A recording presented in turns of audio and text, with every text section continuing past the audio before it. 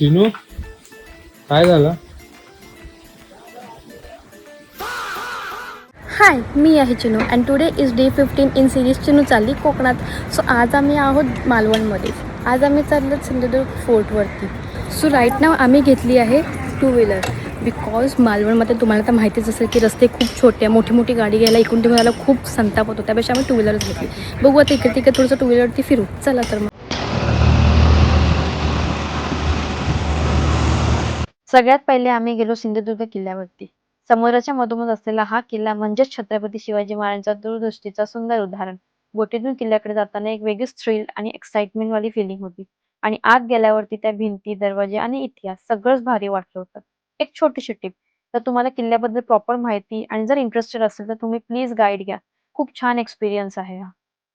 दुपारी आम्ही गेलो जेवायला मय्यकर लंच होमला. अगदी सिंपल आणि टेस्टी कोकणी जेवण. पण संध्याकाळी मात्र अचानक वातावरण फुल चेंज झालं. मे महिन्यात एवढा वारा असेल असं वाटलंच नव्हतं. सगळी नारळाची झाडंही हलायला लागली. आमच्या गाडीवर तर 2 ते 3 झावळ्या पण पडल्या. पण नशीब तिकडे जाळी असल्यामुळे आमची कार वाचली. फुल फाटली होती. साधारण 40 ते 45 मिनिटं फुल काळोख, जोरदार वारा. असं काय वेगळंच फिलिंग झालेलं.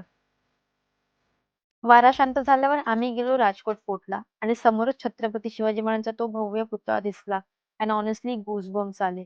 इतका मोठा आणि ग्रँड स्टॅच्यू जवळून बघताना काय वेगळीच फिलिंग येते. ते वर्ड्स मध्ये आपण एक्सप्लेन करूच शकत नाही. पण खूप मस्त वाटवतं. तिकडे आम्ही सनसेट सुद्धा बघितला आणि दिवसाची एंड केली राजकोट फोर्ट जवळच हॉटेल माऊलीमध्ये गरमागरम कांदे भजी खात.